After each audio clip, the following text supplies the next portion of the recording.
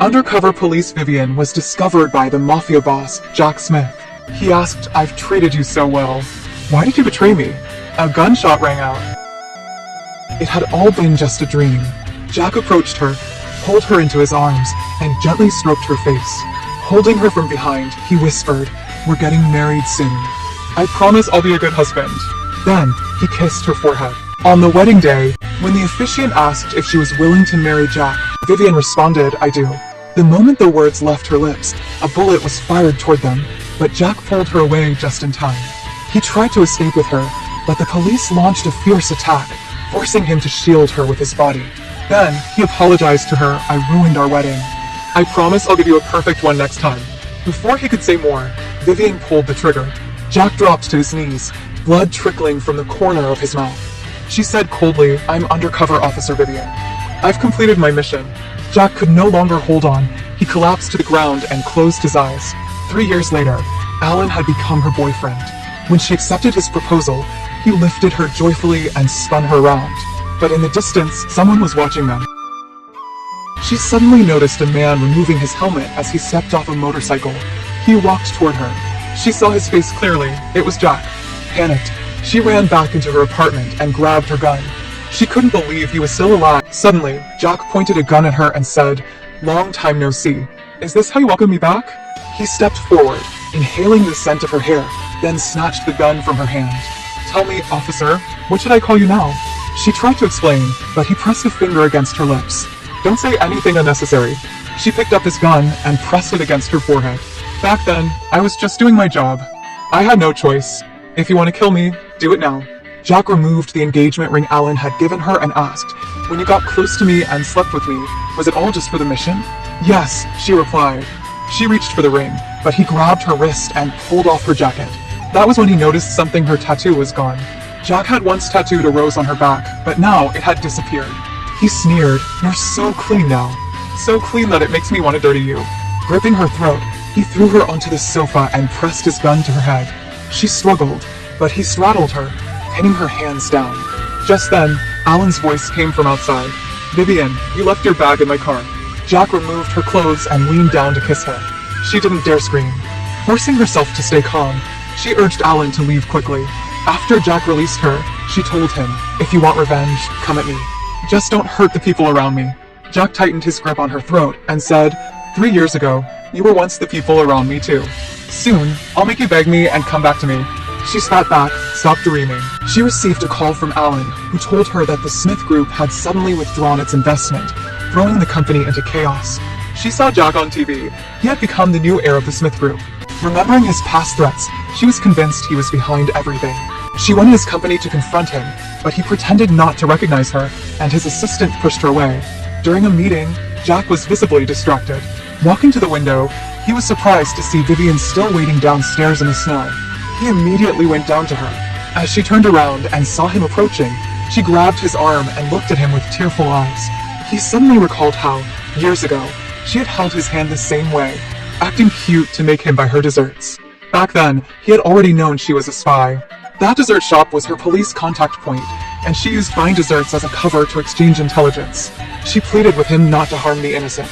He grabbed her by the neck and coldly said, "Drop that innocent, pitiful act." His assistant handed her a dress.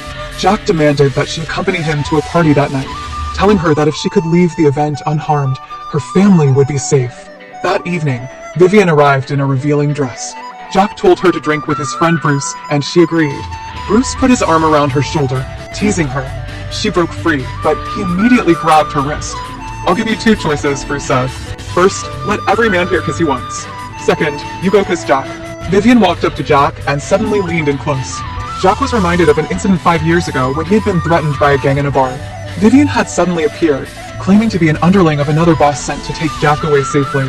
She proposed a game of Russian roulette with the thugs, wagering that if she won, she could leave with Jack. When she took the gun and pointed it at her own head, Jack couldn't bear it anymore and opened fire on the gangsters, shooting as well. They had escaped together. Later, in the car, he had suddenly kissed her because he had fallen for her at first sight. Now, she grabbed his collar and kissed him passionately in front of everyone. Jack shoved her away, then stood up, seized her by the throat, and pressed her down onto the seat, forcefully kissing her. Afterward, Jack took Vivian away.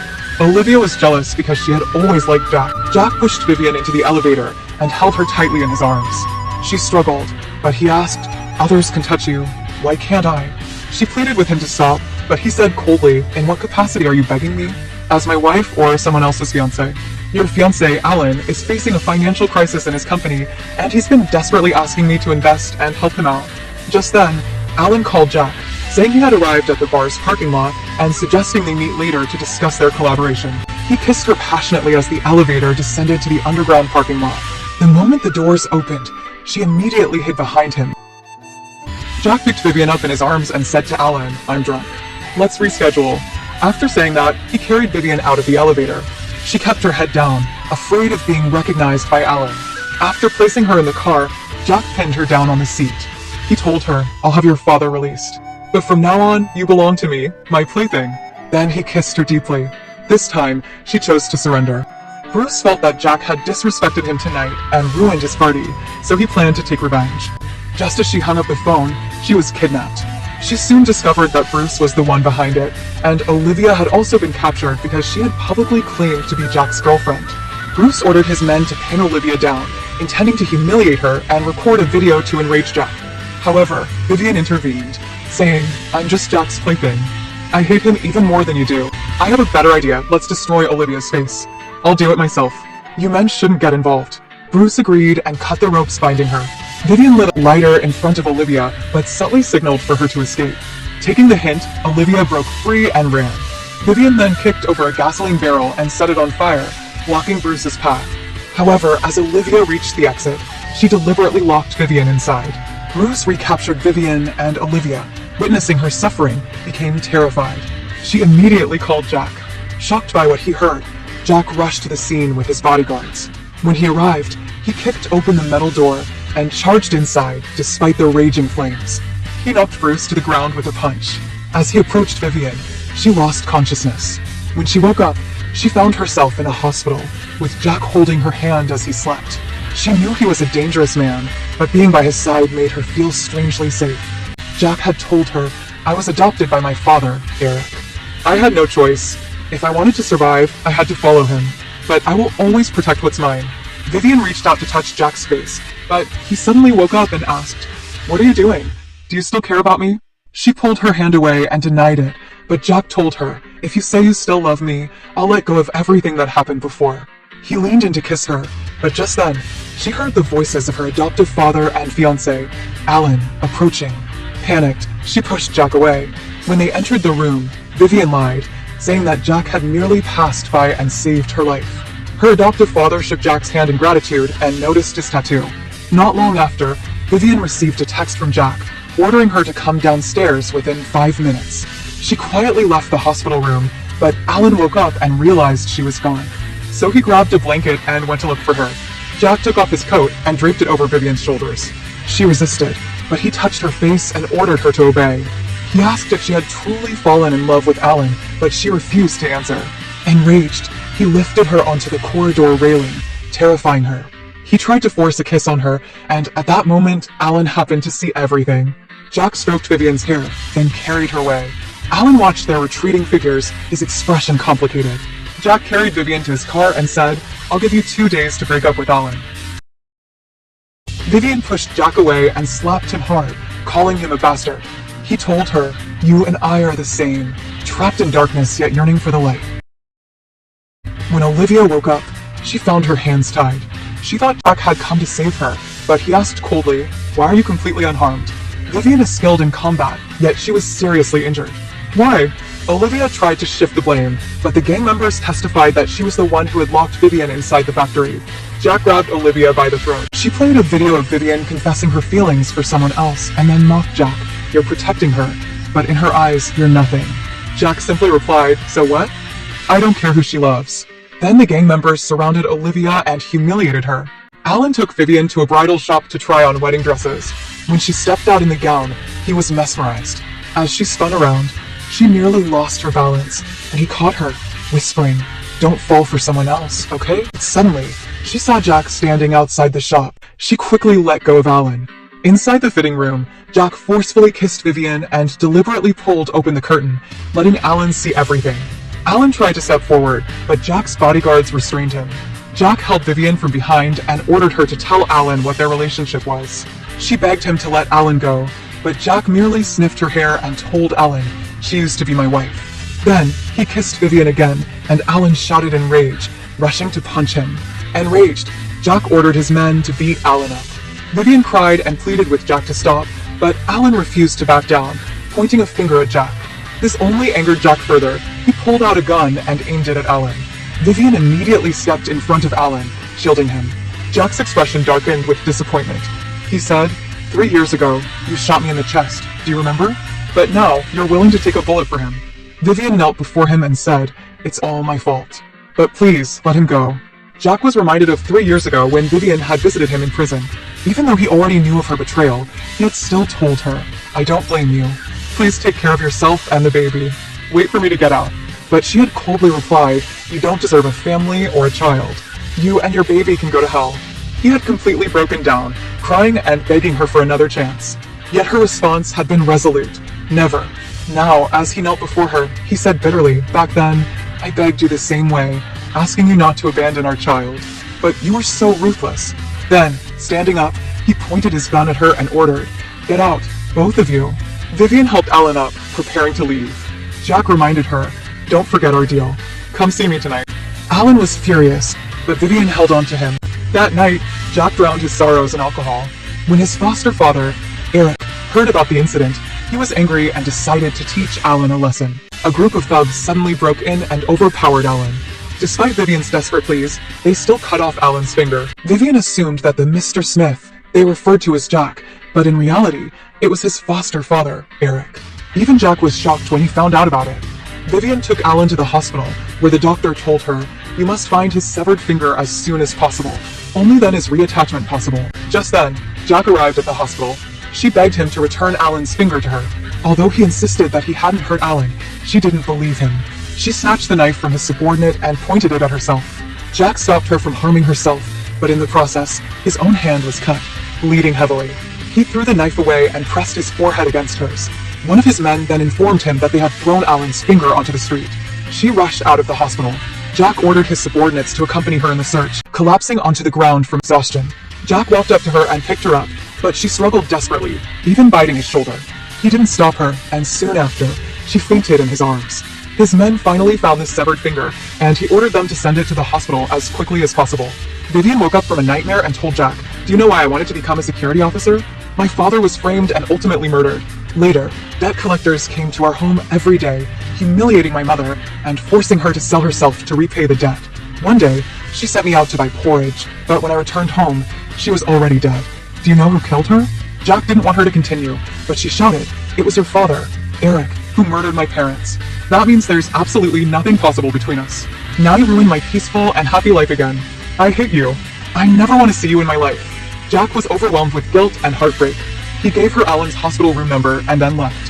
However, she had secretly taken a strand of his hair, hoping the police would arrest him as soon as possible. Later, she went to Alan's hospital room. When he woke up, he held her tightly, but his mother suddenly slapped Vivian and ordered her to break up with Alan. Vivian agreed, believing that she was unworthy of him. She took off her ring and was about to leave when she suddenly fainted. The doctor then informed them that Vivian was pregnant. She didn't want to keep the baby, but the doctor warned her, you've already had a miscarriage once before, and it caused significant damage to your body. If you undergo another abortion, you may never be able to conceive again. Vivian was torn about what to do, but Alan embraced her and reassured her, don't be afraid. I'm here, and I will respect whatever decision you make. Vivian decided to have an abortion, but the male doctor was actually Jack's man and immediately informed Jack. Just as Vivian was taken into the operating room, Alan suddenly rushed in and stopped the procedure. He believed she had done nothing wrong and shouldn't be deprived of the right to be a mother. He proposed that they elope to another city and start a new life together. Then they got into a taxi and headed to the airport, but Jack intercepted them on the way. Holding Vivian tightly, he asked, you're carrying my child, yet you want to run away with another man? Jack tried to take her away, but an enraged Alan struck him on the forehead, injuring him. Later, at home, Vivian treated Jack's wound. He pulled her into the bathtub and kissed her passionately for a long time. When she woke up, she picked up the blood-stained cotton swab from the table. Now, all she wanted was to escape from this man. Jack's DNA test results came out, and the female officer arranged to meet Vivian at a cafe. When she tried to escape, her car was soon blocked by Jack. She stepped on the gas and charged forward. forcing Jack to give way. Successfully, she escaped. Later, Alan handed her Jack's DNA report, explaining that the female officer had an urgent matter and had entrusted him with delivering it to her instead. He told her, tomorrow, Jack's adoptive father, Eric, will be conducting an illegal transaction at the docks. I've already contacted the security forces. They will arrest him. Meanwhile, Eric brutally whipped Jack, berating him for losing focus because of a woman. When Vivian noticed the whip marks on Jack's body, she couldn't help but feel both heartache and concern. Jack teased her, "Do you want to see my wounds? I'll take off my clothes and show you." Embarrassed, she quickly ran away. The next day, Vivian disguised herself as a seductive dancer to lure Eric. When Vivian woke up, she found herself kidnapped by Eric. He strapped a timed bomb to her body and locked the door. Alan arrived but provoked Eric, who, in a fit of rage, activated the bomb's countdown. Alan decided to look for the key to unlock the door. Moments later, there was a loud banging sound from outside. Vivian thought Alan had returned, but suddenly, she heard Jack's voice. She ordered him to leave, but he kicked open the metal door and rushed inside. With only seconds left, he untied the ropes binding her and threw the bomb away. The explosion's shockwave severely injured him. Vivian removed his mask and saw blood pouring from his mouth. Tears streamed down her face as he gently touched her cheek and asked, "Does it hurt?" Then, he collapsed in her arms. When Alan arrived, he found Vivian cradling Jack, sobbing uncontrollably, begging Alan to save him. A few days later, she woke up in the hospital. A nurse informed her, "Your baby is fine." Jack woke up from his coma and has been taken into custody. The police have gathered enough evidence to sentence him to death. After the nurse left, Vivian clutched her chest, overwhelmed by heartache. Then, she overheard a conversation between Alan and his subordinate in the hallway. To her shock, she discovered that Alan had known Jack's true identity and that he had never genuinely committed any crimes. Yet, Alan had fabricated evidence just to eliminate him once and for all. Biting down on her hand to suppress her sobs, she couldn't believe that the gentle, kind-hearted Alan was nothing more than a ruthless hypocrite. A few days later, Vivian went to the prison to visit Jack. With tears in her eyes, she told him, "Our child is healthy. Don't plead guilty. The baby and I will wait for you to be released with a clean slate. No matter how long it takes, I'll wait for you." However, instead of being moved, Jack became furious upon hearing her words. He put down the phone and walked away. Their entire conversation was overheard by Alan, who had bribed the prison officer. That night, drunk and overwhelmed with jealousy, Alan went to see Vivian. He held her tightly, but she pushed him away. He then told her, "Every word you said to him in the prison, he never heard them. The explosion left him deaf, so today he was wearing a hearing aid. But the words he heard were the ones I altered. I will never marry you. I want to be with Alan. You should just die in prison. If you want to make it up to me, plead guilty." Vivian was devastated, cursing Alan in fury. The police then arrested Alan, charging him with intentionally harming an officer and illegally forging classified documents. The female officer revealed to Vivian Jack was actually an undercover police officer. His real name is Jack Brown. 6 years ago, the real Jack Smith died, and he assumed his identity to infiltrate the gang. However, since everyone who knew his true identity back then is now dead, it took us this long to uncover the truth. Vivian realized that she had hated the wrong person all these years. Jack had never done anything to hurt her. Just then, the female officer received a phone call. Jack had died in prison due to worsening infection from his injuries. Vivian completely broke down, collapsing to the ground in tears. She rushed to the prison and fell to her knees before the officer, desperately begging her to bring Jack back. Overcome with emotion, she fainted in the officer's arms. 5 months later, while out for a walk, Vivian suddenly heard the sound of a motorcycle. Thinking it was just her imagination, she didn't react. But then, Jack rode up to her, got off the motorcycle, and pulled her into his embrace from behind. She finally realized that he was truly alive. Overwhelmed, she touched his face and even pinched his cheek to confirm it wasn't a dream. Crying, she asked why he had stayed hidden despite being alive. Jack answered, "I had no choice. This was the final step in the anti-crime operation. Only if Jack Smith was declared dead could the remaining forces be completely eradicated." Vivian clung tightly to him as he whispered, "Back in prison, I read your lips. You said you would wait for me, but the message I heard through my hearing aid was completely different. That's when I knew someone had tampered with it." Under the warm sunlight, he kissed Vivian. Finally, they could open their hearts and love each other.